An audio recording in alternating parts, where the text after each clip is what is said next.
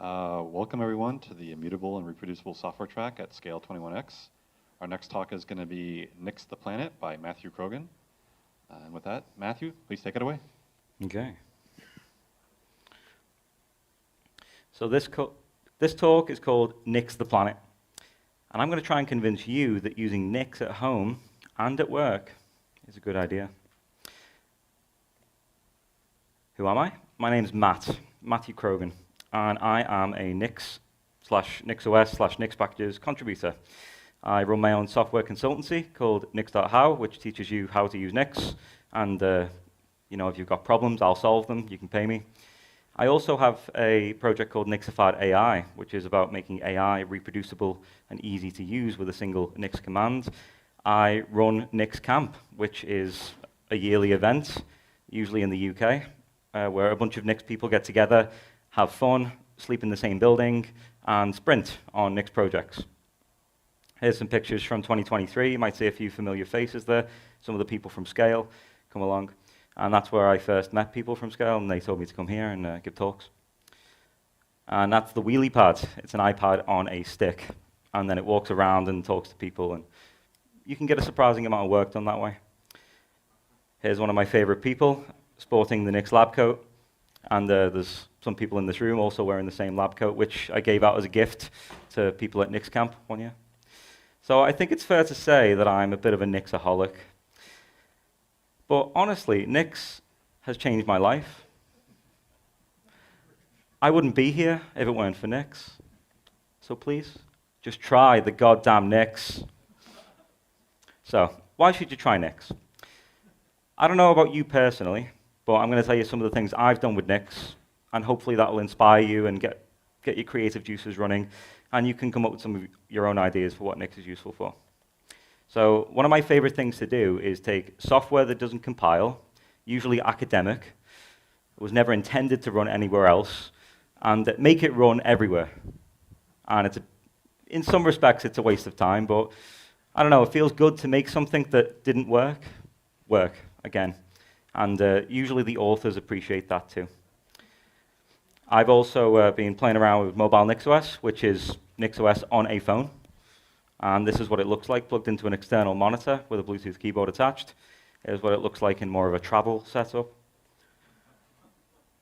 I also use Nix to build my Android phone, using Robotnix, which is a library written purely in Nix for building Android from source. And of course, I manage my laptop, my phone, my servers, everything is Nix. The network that you're all running on right now is also powered by Nix. More and more every year. I don't think it was 18% last year, but it is this year. And you can see that the dominating language there is Perl. I don't know if that's a good idea, but it's what we have, and we're slowly converting it to Nix. And all of these kiosk machines that you've seen around showing the schedule, right? That's 100% Nix. So it's a repo on GitHub. You do a single Nix build command, and it produces an SD image that you flash to a Pi, and then you get the Scale kiosks. I've also been working with someone in this room called Nova on a project called Stardust XR. So what is Stardust XR?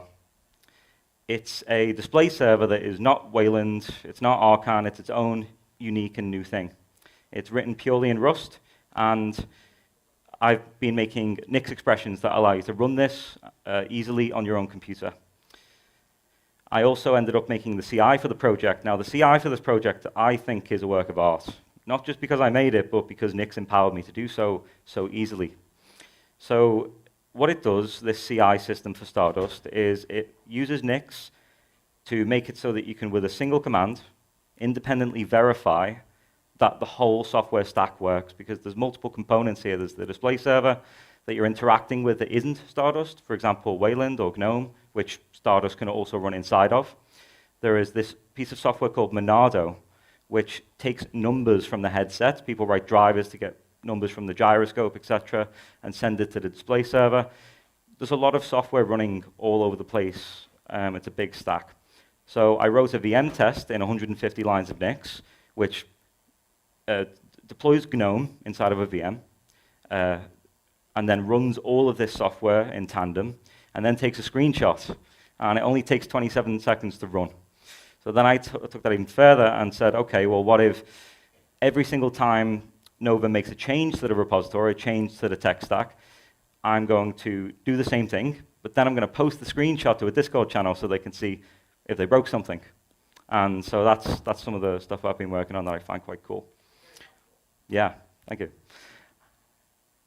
Yeah, so what Stardust empowers you to do is use these glasses, which if anyone wants to try them out, you can after the talk.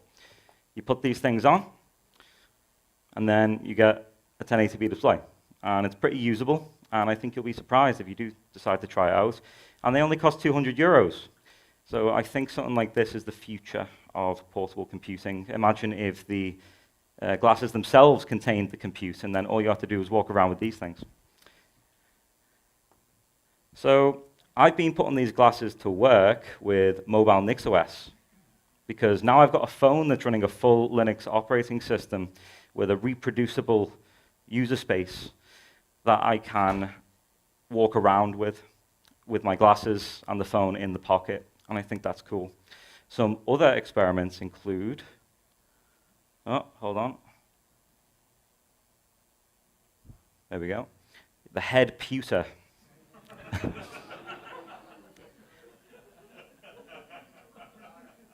Now, in my opinion, this one was not the most comfortable. You can see we're using FreeCAD on the phone there, and I don't want to do my work like this. The key pewter, now that's interesting. So that's a Raspberry Pi 400 with just the glasses, right? So now all you need is the keyboard and the glasses. And by the way, on the Nix phone, we can just run Android. So I've got Linux and Android all in one. And how do I do that? Well, it's a single line of Nix configuration. I've also been empowered to use Nix on Android. And since I'm in California, I thought I'd put the president on the screen. So yeah, I'm just completely addicted to Nix, and I can't stop. And none of you are going to be able to stop me. Why would we want to? So, the people in the room that have never heard of Nix are probably wondering, what is Nix? And the answer is, it's not this. Does that make sense? No. So these are the shared objects which your programs are linked to, and they just use version numbers. But if you use a version number, maybe you'll have a conflict because this is a human contract. But if you use Nix, you don't get a human contract, you get hashes, which define the content of these shared objects. So you can have as many versions of anything that you want on your system all at once, and nothing can possibly ever conflict. So that's Nix in a nutshell. That's one of its properties. But most importantly, Nix is just a language which looks a bit like this. You've got sets, you've got dictionaries, effectively, you've got all sorts of data types, and it's a Turing-complete domain-specific language. But this is what it looks like in action, right? So this is, I think, the best example I could give to show you how it looks like a Docker file. So you have this function on line 8 called run command. And run command takes a few arguments. The first argument it takes is a string. And the second argument it takes is an attribute set. And the third argument it takes is a multi-line string with these double single quotes.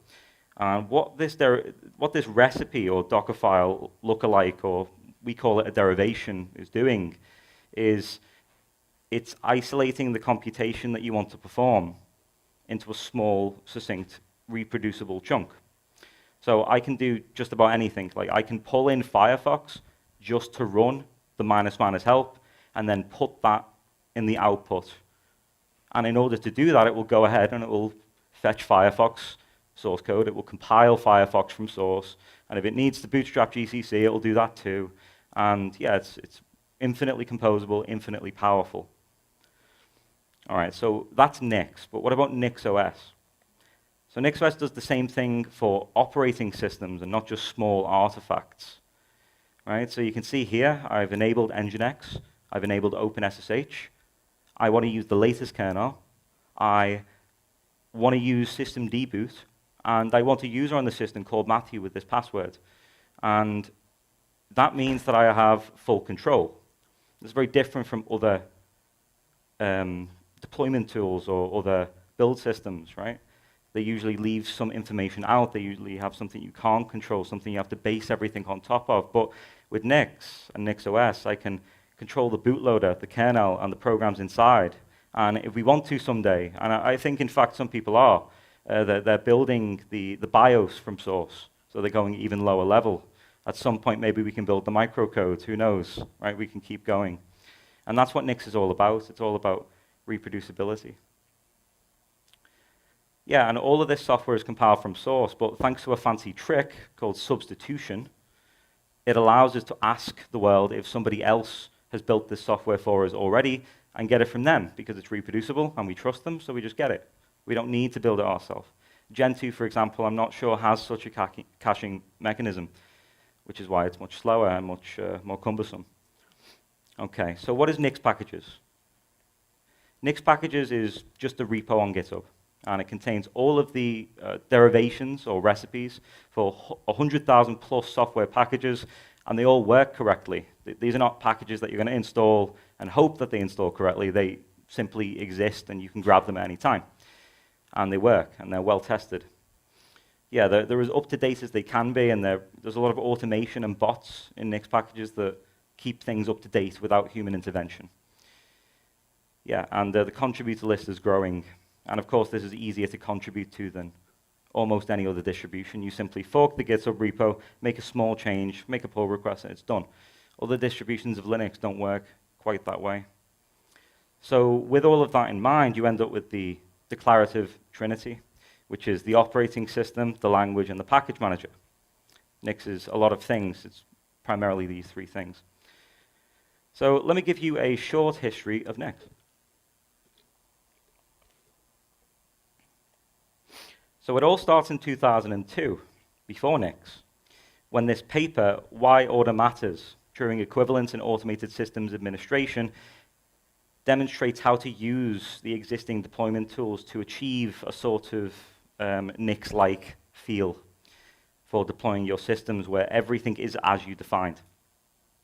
And it coined the terms divergent, convergent, and congruent deployment. So if we look at divergent deployment, this is what most systems in the real world look like, which is where someone uses their fingers on a keyboard over SSH to affect a system manually by hand.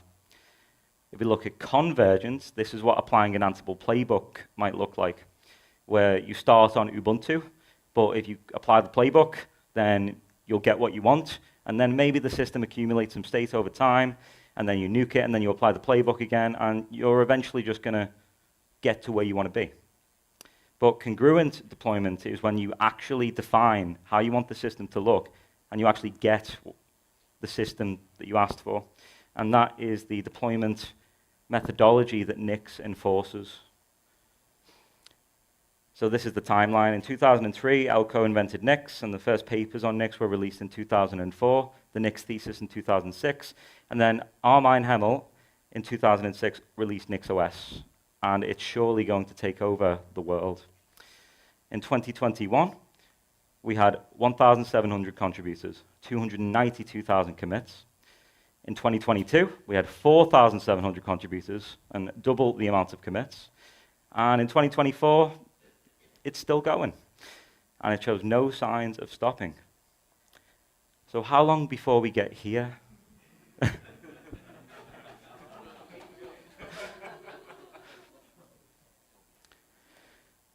Repology.org has a great graph which shows Nix packages in the lead of fresh, up-to-date packages. Way ahead of Arch Linux, for example, as hard as they might try. And this small cluster in the bottom left is just about every other Linux distribution out there. I'm not aware of any larger package repository on the internet. So what is it that Nix actually achieves? So if you like any of these buzzwords, then you'll be happy with Nix, because Nix allows you to define your infrastructure as code. It guarantees reproducibility. It can give you software supply chain security that is much superior to other methodologies. And you can, out of a NixOS configuration, for example, derive a software bill of materials that you could hand off to somebody. And it is also an accurate software bill of materials, right? Because a lot of these Other tools like Docker, for example, they are powerless to give you a software bill of materials. So people try very hard to like inspect the layers and give you answers as to what's on the path, what's actually inside, what binaries are inside of the container. But really, they're just guessing that it wasn't by construction, the metadata was not there. They had to go in and recover that metadata. Yeah, so Nix is primarily a methodology and a great community of thousands and thousands of people. It's a really big open source community. And you can just go into the online channels and ask for help and they'll give you it. And that's really the killer feature, in my view, of what Nix does and what it is. But NixOS is not the only one, because Nix is just, as I've described, a language. There are other operating systems that use Nix as the language to produce their output, such as Linux, which is a replacement for OpenWRT-style router firmware.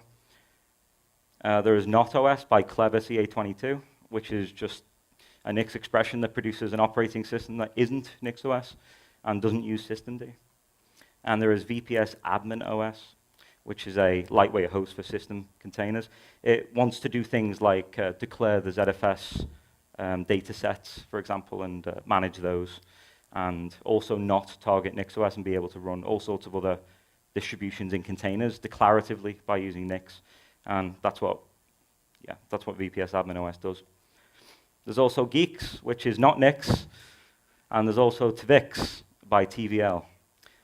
So it's clear that the future is declarative and the future is functional. And we need something like Nix because software is complex. This is the dependency graph of Firefox on the bottom right. But that was in 2003 when Elko wrote the thesis. We also need Nix because DevOps is so easy. Look at all these tools you can use.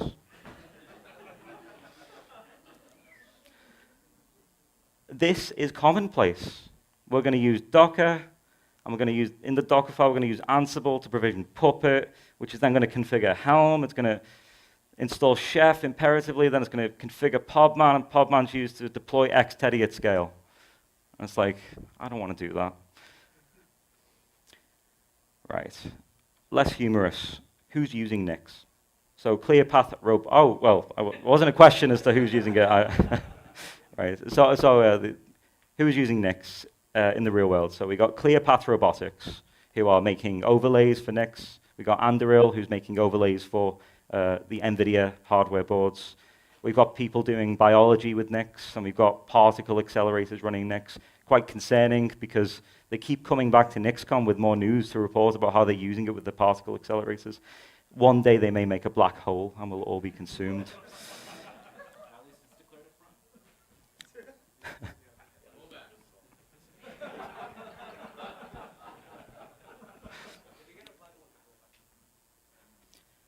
So I alluded earlier to the fact that my phone is running NixOS. The phone only cost $150 or 100 euros or something like that. It was released in 2018, and it's got 10 gigs of RAM, and it's not obsolete. So mobile.nixos.org is a website you can go to learn more about this, but I can tell you that a lot of the work that is done to make this happen is actually inherited from post-market OS. So if you want to donate money, a lot of money should really go to those guys to continue that effort. Samuel Dr, who's a Nix community member and a developer, has been successful in booting the Linux kernel and running NixOS on an Asus ZenWatch. And this is the amount of code difference that is required to actually get Linux and NixOS on my phone. This is in the diff between my existing NixOS configuration and what I had to do to make my phone boot NixOS.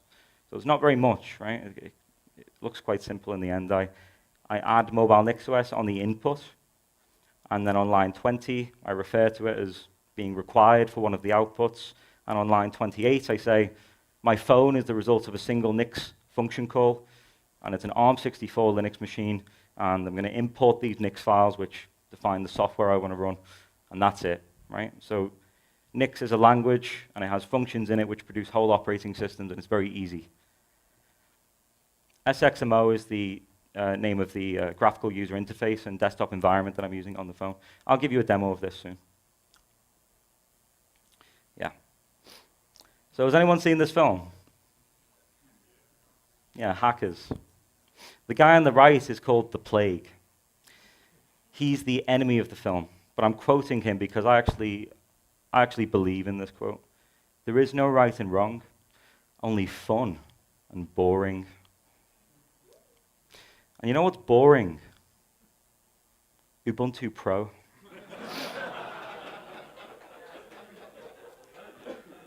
Ubuntu just recently started charging for security updates.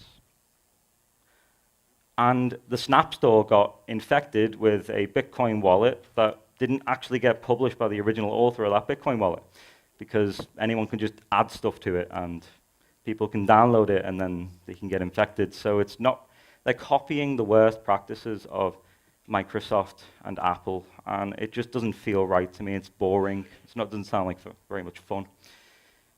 Docker has gone pro, and they can build my containers up to 39 times faster. I don't know how they came to that number, but yeah, boring. And I reported this on the Docker Hub 3 years ago, but it's still up.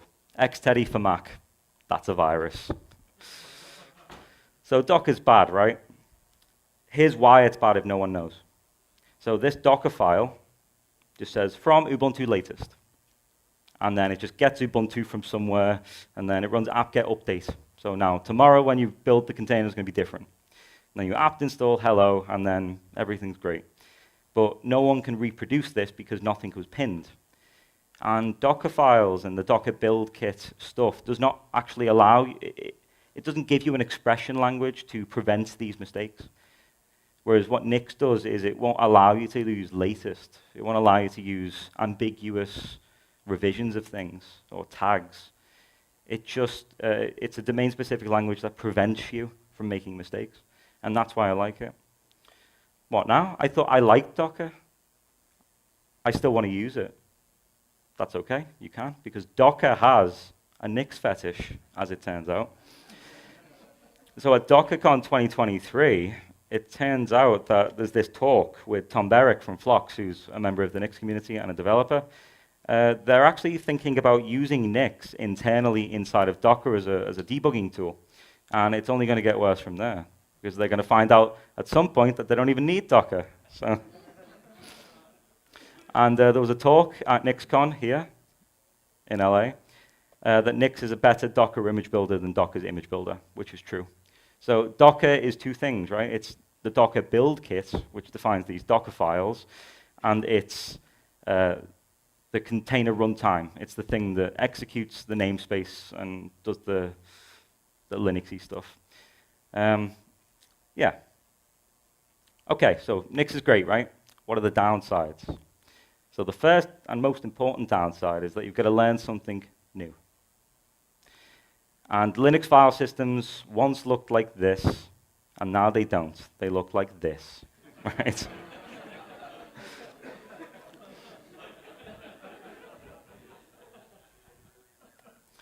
Another troubling problem with Nix is the fact that you can have experts who write Nix code in one particular fashion, and then you have another type of Nix user who writes it in a completely different fashion, which results in this. Okay? And so with that, I think that's the end of the first part of my talk, and we're just going to get to the demos. Okay. Right, so the first thing I'm going to show you guys is how to configure a NixOS system, just in case people don't know.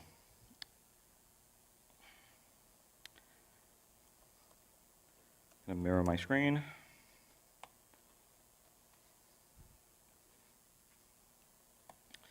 So I have this service that I made, which is a 5-line shell script, which spawns a VM, a NixOS VM, statelessly. If anyone else wants to do this, one sec. You can go to that, and you can spin up a VM of your own and play around. The password is I hate Nix. So configuring a NixOS machine is as simple as this. I don't have Vim, so I'll get it.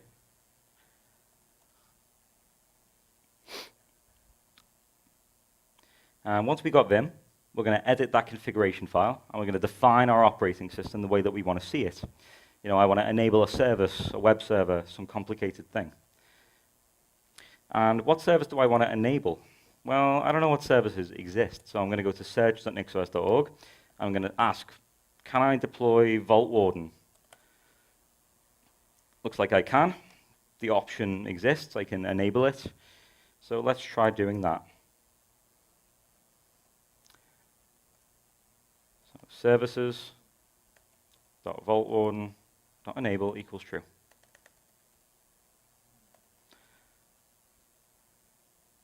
I'm going to save that, and then I'm going to do a NixOS rebuild switch. And then what I've asked for is going to become true. And then we're going to use a proxy to get in there, and you can all go to it on your phones, and it's all going to work flawlessly. And then I'm going to be able to comment it out, because the whole operating system is code, and then that removes it. It's not available anymore.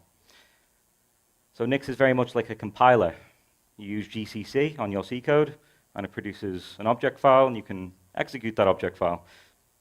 Nix does the same thing, but for operating systems. It's the whole, the Nix expression results in a whole Unix operating system with all the behavior that you want defined and present inside. Yeah. Any questions?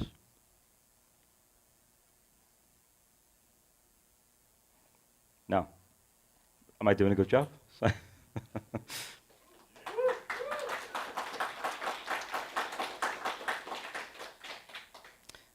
Yeah, so some of the network-based things can take a little time to demonstrate.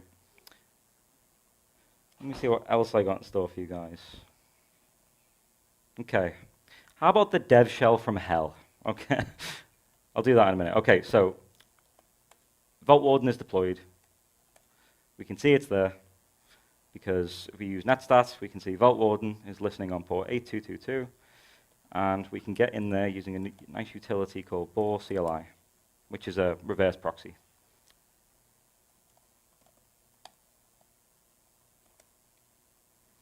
And now I can access the service here. And Vault Warden is deployed. And everyone can reach it and use it and be happy.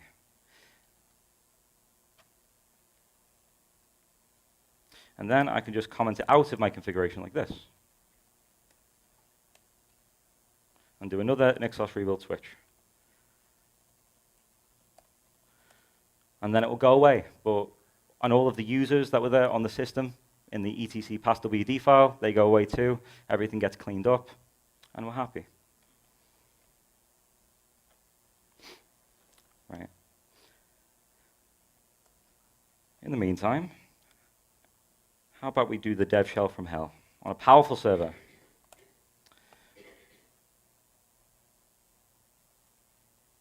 So on the bottom right, I'm going to define a dev shell from scratch.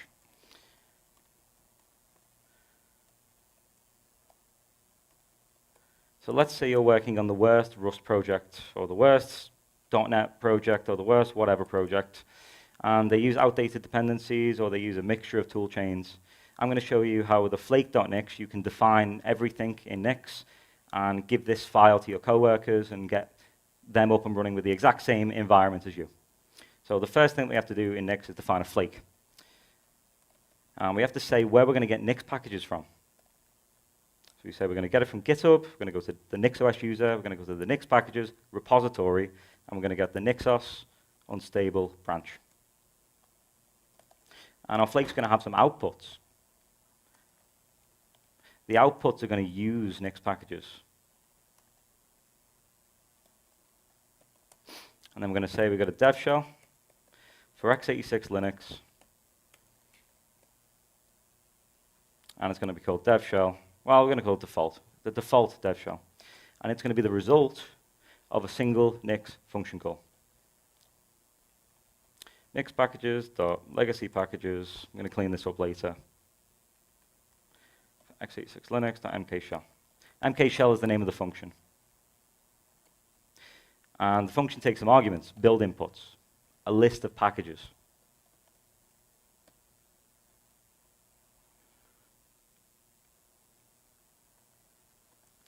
And what packages do we want?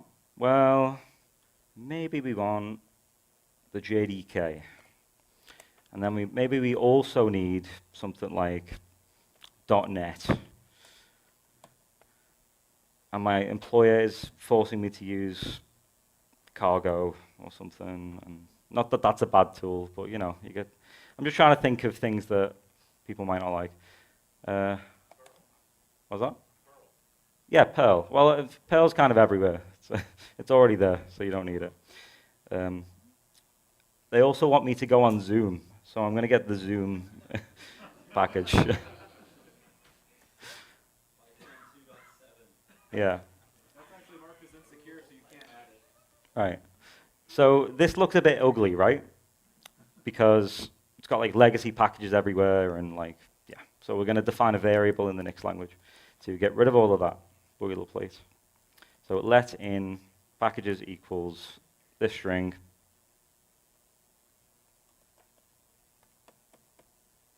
And now we can get rid of it wherever it occurs.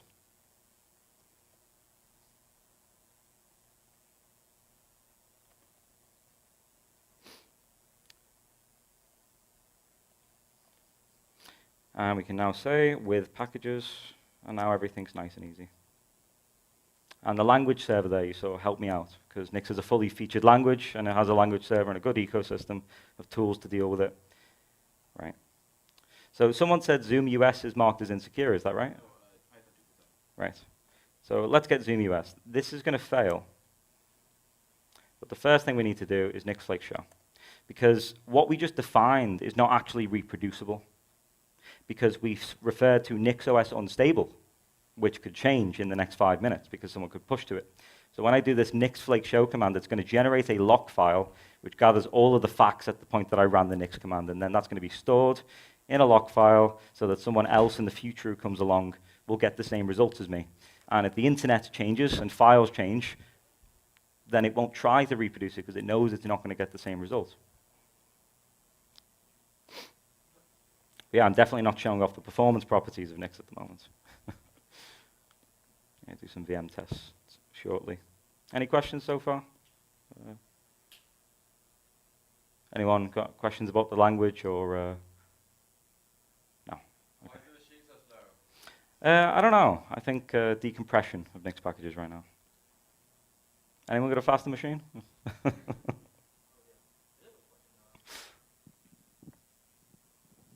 What's your preferred way of like collecting like quote unquote garbage, basically like previous generations that you don't need anymore, like to minimize the amount of storage that you need to store like next generation. Yeah, so Nix has a garbage collector, and what that means is that files that are no longer referred to in the system get collected because you have this /nix/store, and everything is in it. And if my system doesn't refer to Zoom anymore because I didn't put it in my NixOS configuration, I can do nix collect garbage -d, and it will just get rid of Zoom from the disk. You can just run that every night. There's also Nix heuristic GC, which is a garbage collector that has heuristics, and it's not just going to get rid of things that aren't referred to anymore. It's going to do more complicated things like delete the things that were added in the past 5 days that are the biggest or something like this. You can define your own heuristic. It's a nice project. So yeah. Yeah, I don't know what happened there. Whenever this happens, I just p-kill -9 Nix. I don't know what's going on there.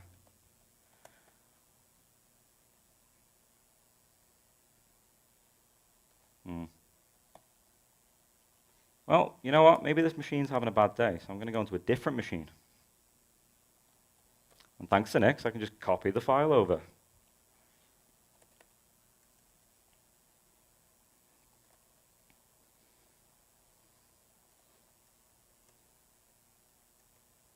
Come on. Ah. Sorry. Well, I guess this is a fresh system with nothing on it. I'm not used to that. Okay, so now let's do a Nix Flake show here and see how slow it is there. It's always good to have backups.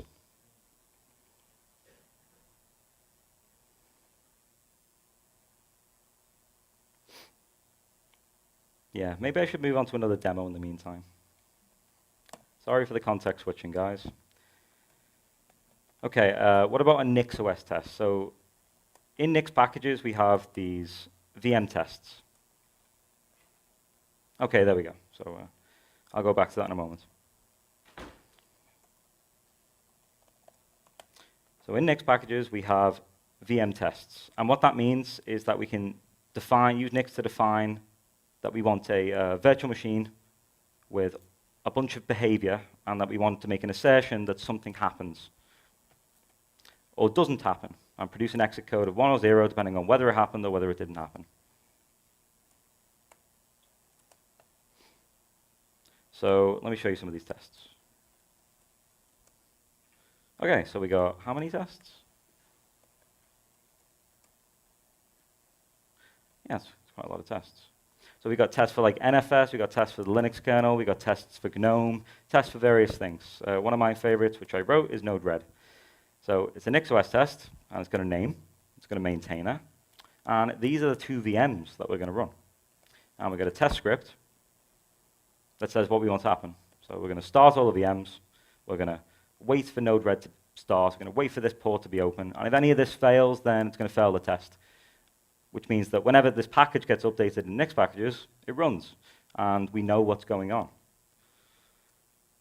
So to run that test, I just say Nix build on that file, and yeah, it'll spin up a whole VM.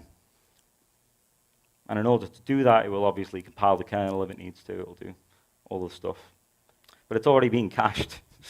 It already got ran before, so I've got to rebuild it, because I ran it last week.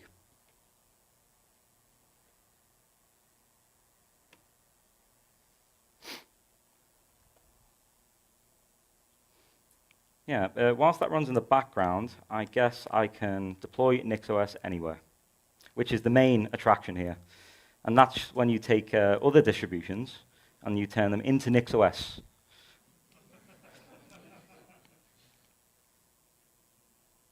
Right, whilst that goes on. So NixOS Anywhere has demos and examples. So I'm going to clone the examples repo from GitHub.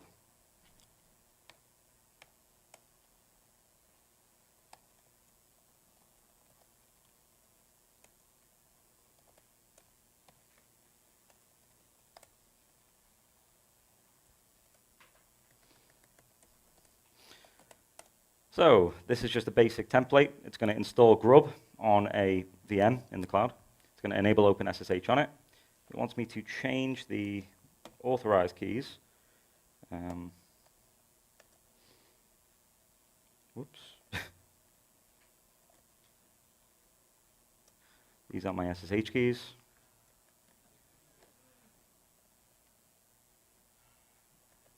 I'm going to put that in there.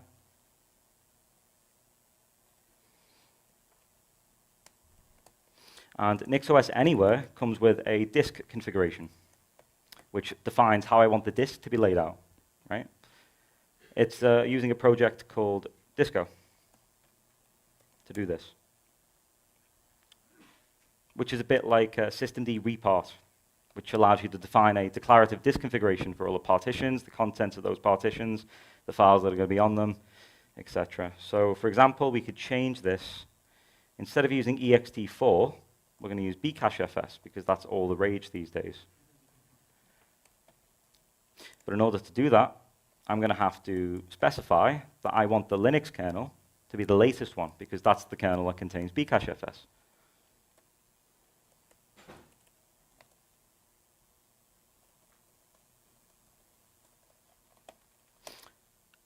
But how do I know what the version of the kernel is? Well, I'm going to load the Nix REPL. I'm going to load the flake using :lf. And then I'm going to inspect the inputs.nixpackages.revision. I'm also going to inspect the NixOS configurations that exist in this template. There's one for Hetzner Cloud, and it's got a config, boot kernel.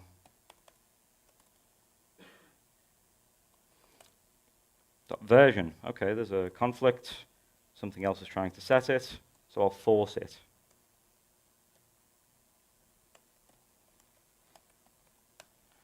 And do that again. Kernel.version. 6.5, right, so that's not late enough for bcachefs, so we've got to update Nix packages. So let's do that. We're going to change the Nix packages we're using to NixOS unstable. Do a Nix like show. It's updated. We've got the new revision, that's what we're going to use. And now I'm going to go to Hetzner. I'm going to buy a server.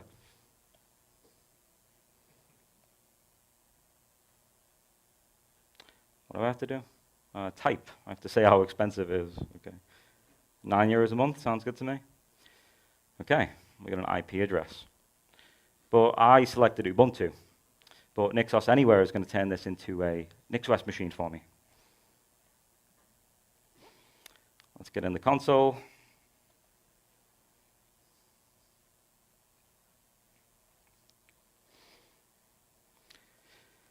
Here it is, Ubuntu. I can't do anything with this. So let's turn it into NixOS, shall we? I actually forget the invocation. Yeah, it's here it is. Yeah. Yeah. But I don't want to do it without running a VM test first, because I might screw up the server. So I'm going to add the VM test command line. And one of the inherent properties of NixOS Anywhere is that it defines a VM test for your server before it tries to deploy it. And we can run that with the -- VM test flag right here. So yes, in the meantime, whilst that does its thing, our VM test for node red ran. So let's rebuild it again. And we can run this VM test as many times as we like. And it's going to run the whole of NixOS and the services defined inside of the VM test. This is a client running curl and a web server running Node-RED. And yeah, it's just testing that everything works, 2 VMs at once. And if we modify the test, we can make it fail. We can say, we're going to use 1881. We've got the port number wrong. There's going to be nothing running on that port.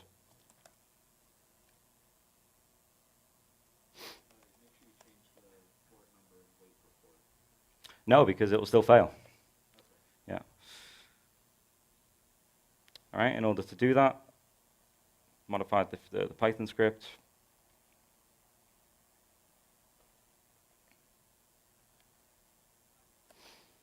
Runs the VMs. And then it's not going to finish. It's just going to hang around for a while until it times out. In fact, and we can see that the firewall is on port 1881 in the server VM, and we know what's going wrong.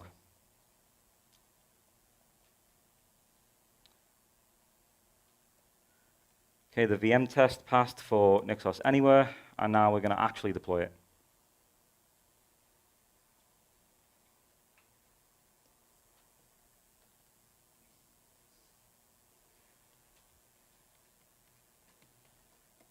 Asking for my SSH key. I hit go. And now on the bottom left, the Hetzner server is going to react.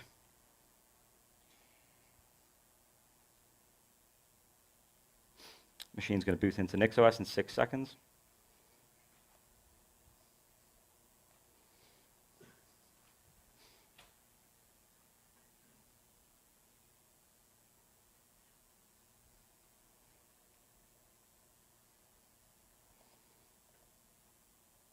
Boom, NixOS.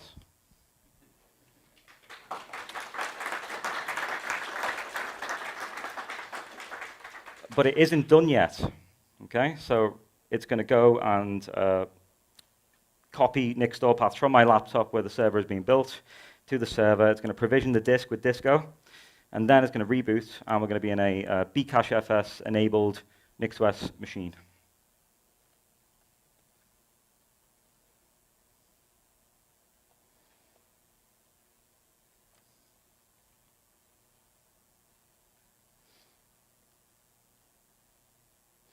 I'm getting the time warning, so I guess I'll show you the Nix phone too. So, yeah, this is a Nix phone.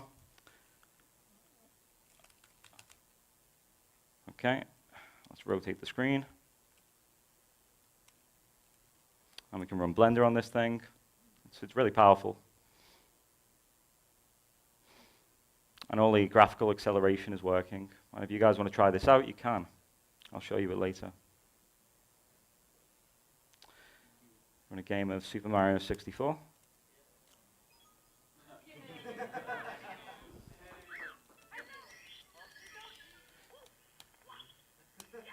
Yeah, I'm speedrunning now. So right, okay. Yeah, and it's not just that it can do, because it can also run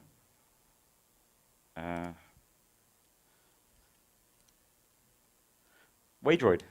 So we can run Android in a container. Oh, it's a show full UI, that's the name of the command.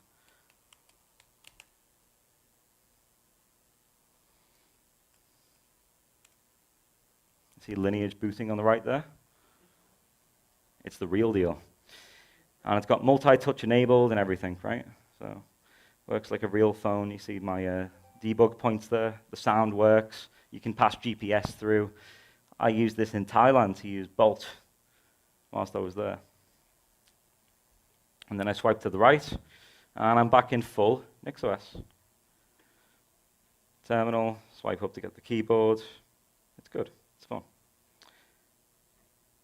Yeah. And I guess that's it, because my time's out. But